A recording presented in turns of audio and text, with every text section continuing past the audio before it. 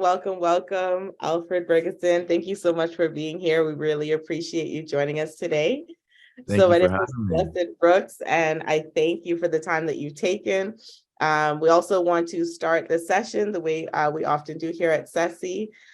So we want to begin by acknowledging the original stalwarts of the various lands that we're on and acknowledge the ancestors. We like to just acknowledge those who toiled without compassion or compensation, all the elders and the community stalwarts whose shoulders we stand on as we build and learn together for our collective liberation and sovereignty. So again, I want to thank you for being here and just have you introduce yourself to our viewers and listeners. Thank you, Blessed, and the SETSI team for having me. So my name is Alfred Burgesson, and I'm the founder CEO of Tribe Network.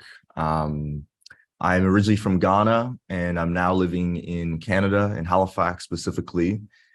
Tribe Network is a not-for-profit that essentially supports racialized entrepreneurs in getting access to resources, networks, and opportunities in the entrepreneurship and innovation ecosystem in Canada. And Victor is actually on my board, so we've gotten to know each other over the past few years, and I've gotten to participate in a lot of SETSI conversations and really love what you guys do, and happy to chat with you today, Blessed. Thank you. Really appreciate it. So tell us about the origin of the Tribe Network and how are you guys disrupting multiple ecosystems here in Canada? Yeah, great question. So Tribe really is something that came from my lived experience trying to navigate the existing ecosystem. In 2016, I walked into an innovation hub, a publicly funded innovation hub. So, tax dollars that we pay go into setting up innovation hubs across the country. I walked into one of these spaces and I didn't see any of us in there. I didn't see us from a membership standpoint. I didn't see us from a team standpoint. The team of the innovation hub was not diverse. Their coaches and mentors were not diverse. And I stuck around for about 3 months, but it's hard to feel like you belong in a space when you don't see yourself. And so I left and I went on to do my own thing and essentially go forward to find my tribe, find my people, and find the people that would value me for who I am. And so I would say that the story of Tribe really began then in 2016. And it took until COVID and the pandemic to say, this is needed badly, which is how can we create a community of Black, Indigenous, racialized people that can support each other on this entrepreneurship journey. It's not easy. Being an entrepreneur is not easy. It's very difficult.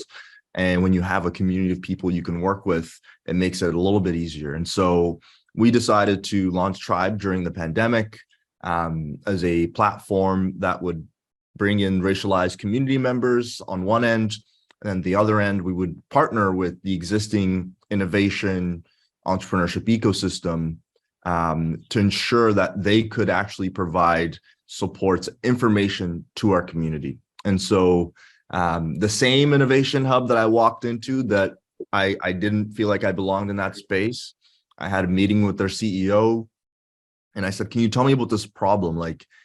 It seems as though you've struggled to be diverse and inclusive in the way you operate and in your membership. And the comment that I got back was, well, we don't know where to find these people. We don't know where to find them, and we don't have strong relationships with the community. And so Tribe really became a place where innovation hubs, accelerators, incubators, entrepreneurship programs could actually find our community. And we created a space where our community could engage with each other, support each other, mentor each other, coach each other along that journey. That's amazing. I love that because it's like you identified the problem, you created the solution, but you went back to the source and they kind of acknowledged that they needed that. They needed you to highlight these people in the community.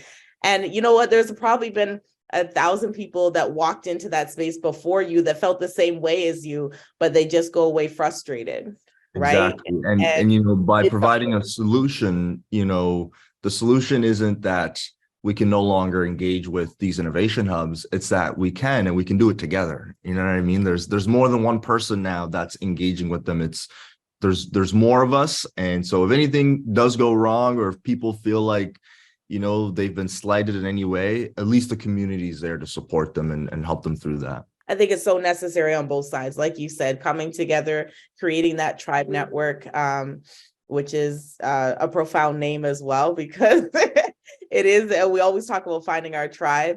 So it's a necessary network. And then you guys coming together also, like you said, allows you to go into spaces and be heard. I love that. So can you let us know exactly what Tribe Network's like mission and vision is, so we can understand the core of who you are?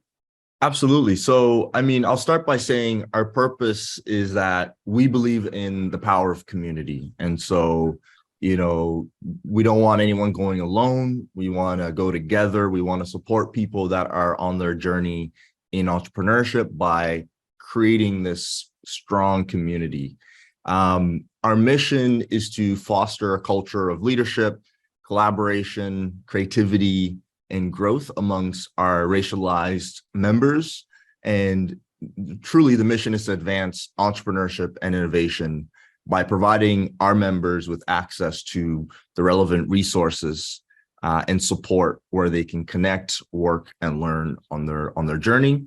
And our vision is to be at the forefront of entrepreneurship and innovation. Okay, so we want to ensure that our members are at the front and that we are leading edge. We're creating tools and companies, and we're creating things that are helping change the world, and we're at the forefront. We're not catching up, but we're at the forefront. That is our vision, is to be there.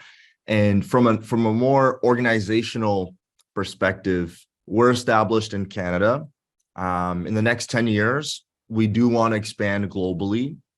And I think at an organizational goal for me is to have a self-sustainable organization, in that we don't have to rely on government funding to operate. To me, success would be creating this community that is at the forefront of entrepreneurship and innovation, and we're self-sustainable in that we can fund our own programs. We have enough resources that we can do what we want to do. We don't have to go to government. We don't have to go to a foundation for capital. Right now, we have to do that because we don't have the resources. But in 10 years, at an organizational level, the goal would be to definitely be self-sustainable. I love that. I think that's something we talk about in our community a lot. We often compare our community to others and say, why can't we? Why don't we? Why aren't we? And so I feel like this is the fundamental steps to, like you said, right now we need the financial support, but one day it'll be all in-house, right? Exactly. So I love that for your vision. And so because you are like talking about being at the front, it sounds like you're attracting and creating the cream of the crop. So the Tribe Network is where the elite exists. Is there any focus on youth, or what is the age that you would say is the biggest part of your network? Yeah, so first I'd say we don't have a specific age group that we target, but based off the composition of our team, we're a young team. Our average age on our team is like 28 or 30, something like that, between 28 and 30. So I think naturally we kind of attract a younger cohort of individuals because of the marketing content that we design. But we don't limit any of our programming to just youth. Okay. But youth are welcome. I guess that was absolutely. I guess that was more the question, is like, is it a place for young people? I love that. So I think it's great coming out of school or while you're still studying to have a space like this. So really appreciate that. What do you think inspires you most about your current model at the Tribe Network? What inspires me the most about our current model? I think from the jump, we are thinking about where we want to be in 10 years. And from the jump, we're thinking about being self-sustainable. You know what I mean? Like a lot of times, I think I've seen organizations start and be comfortable with the idea of being dependent on external funding. Right.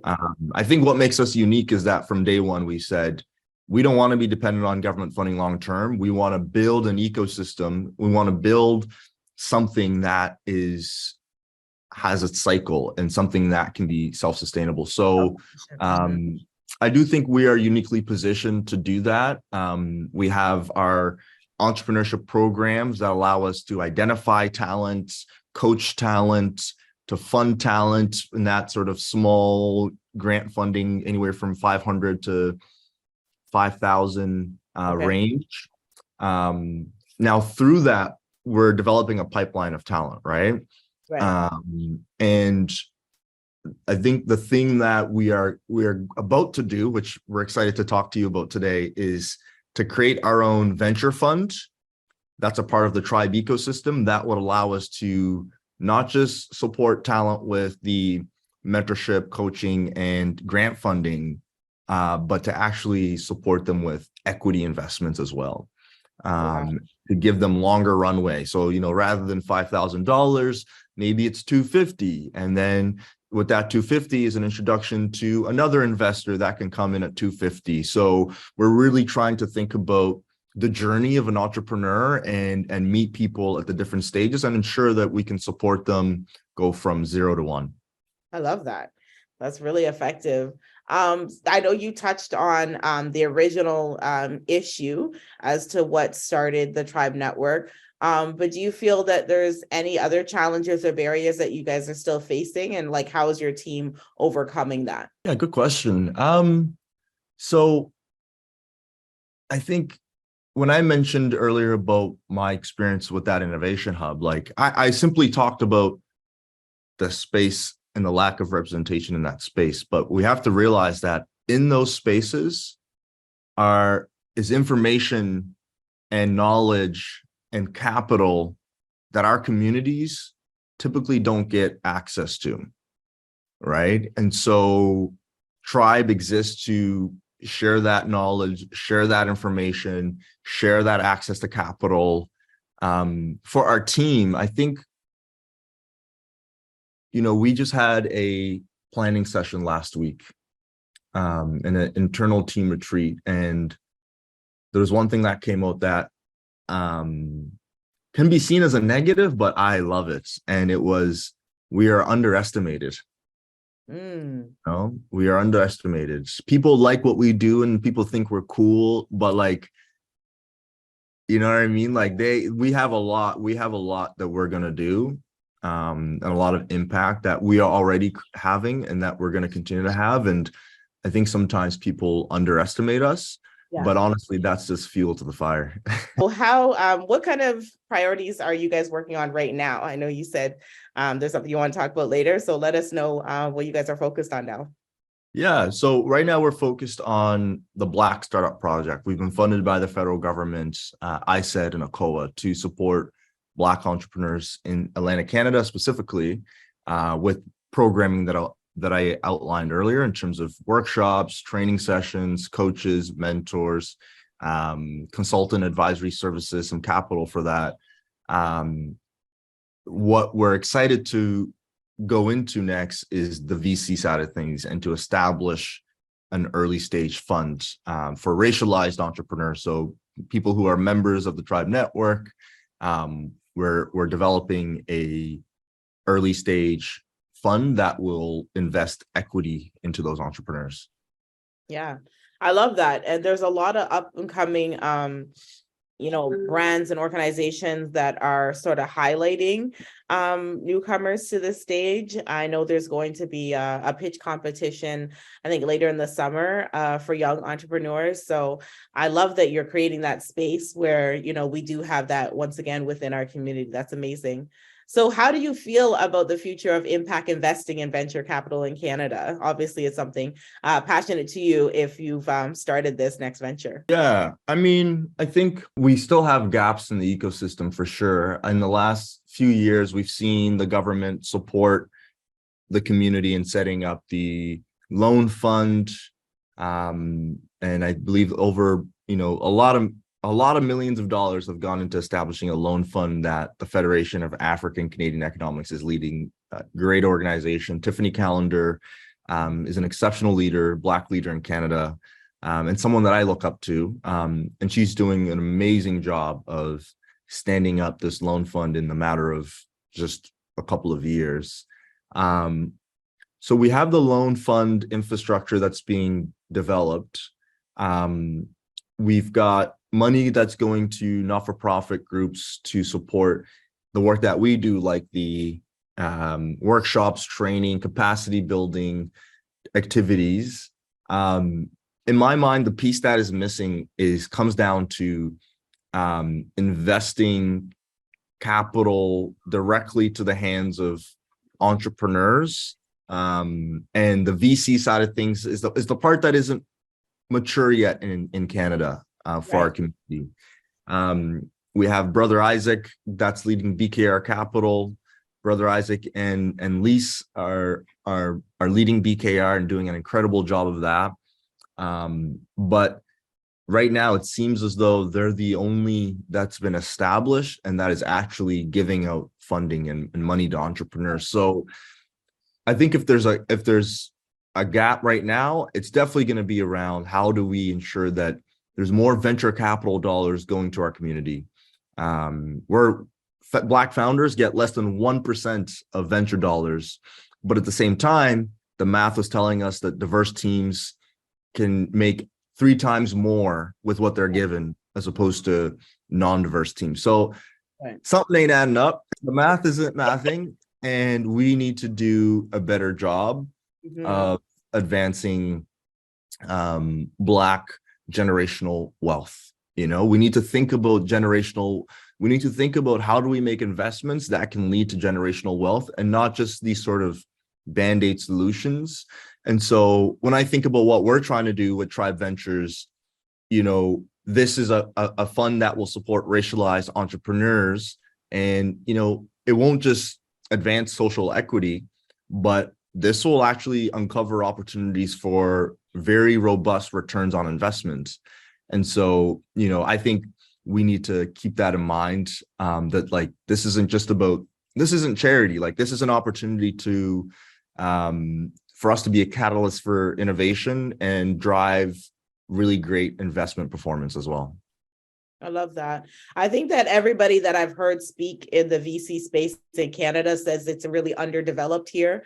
For everyone, general public, but especially, of course, our community. So I love that you've taken on that mantle and you're doing something about it. What is your ultimate goal for the Tribe Network? What does success look like for you and your colleagues? Yeah, great question.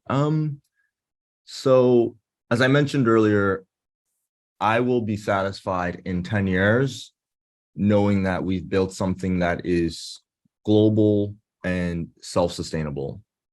In order for us to do that, we have to ensure that, I'm in the mindset that we're not just building one organization. We're not just building a program.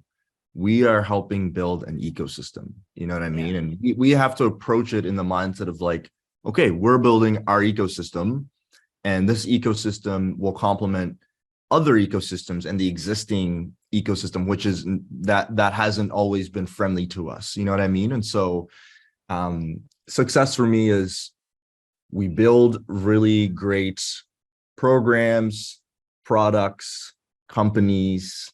We build our ecosystem to be global and self-sustainable. That's what success looks like to me.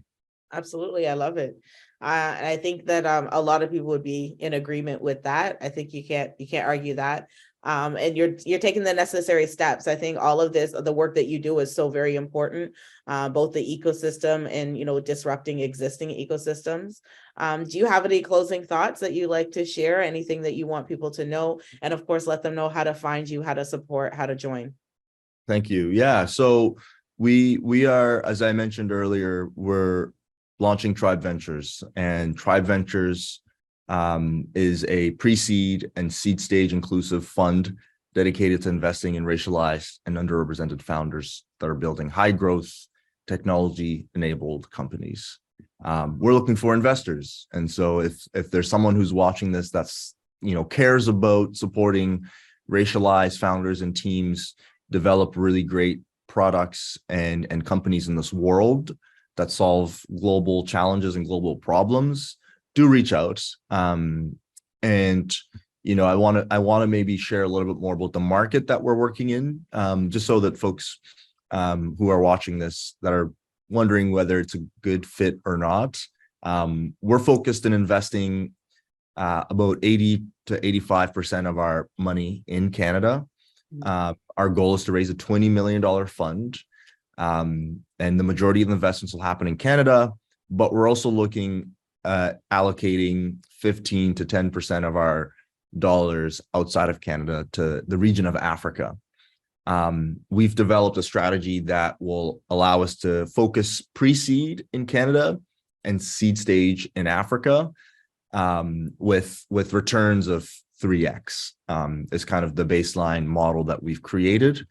And so, if there's anyone watching this that is keen to support the development of our racialized and Black venture ecosystem, feel free to reach out to me at alfred@tribenetwork.ca. We do really great work. We have an incredible team of young people that are that have the energy and capacity to do incredible things for our members. And so if there's anyone who's watching this that's wanting to get involved or be a part of enabling us to do the work that we do, reach out to me at alfred@tribenetwork.ca, and we would love to partner and to explore what opportunities exist. So do you normally just meet with people for that kind of opportunity, like one-on-one basis? You have an onboarding process, or do you have like an open night where you like come and you explain this offer and you invite people? Like, how do you typically attract kids? Right now it's on a one-on-one basis. We host workshops and events that are topic specific, for whether it's things around legal or finance, marketing, privacy. So we host events and things like that for groups of people. But right now, in terms of dealing with potential partners and stakeholders, it is through one-on-one. But you're making me think about, maybe we need to do something special, whether it's once a month, once every other month, that allows. I think so. A campaign around it where you were just letting them know this is what we're going to talk about tonight. And then I feel like in that kind of space, you can really take it from beginning to end and really, share the full vision. And I think if you do that over and over, even if it's not monthly, if it's quarterly, it just gets the conversation going, right? And next thing you know, there's buzz. Thank you for answering all the questions. I thought it was great. I really appreciate you taking the time and sharing, and like I said, the work that you're doing. So thank you for your remarkable leadership. Really appreciate it. Thank you. And thanks. We want to close the way that we began this interview by acknowledging the original Star Wars of the various lands that we're on. And we're also going to acknowledge our ancestors, those who toiled without compassion or compensation, the elders in the community whose shoulders we stand on as we build, share, and learn together for our collective liberation and sovereignty. Thank you so much for tuning in, everyone. Bye. Thank you.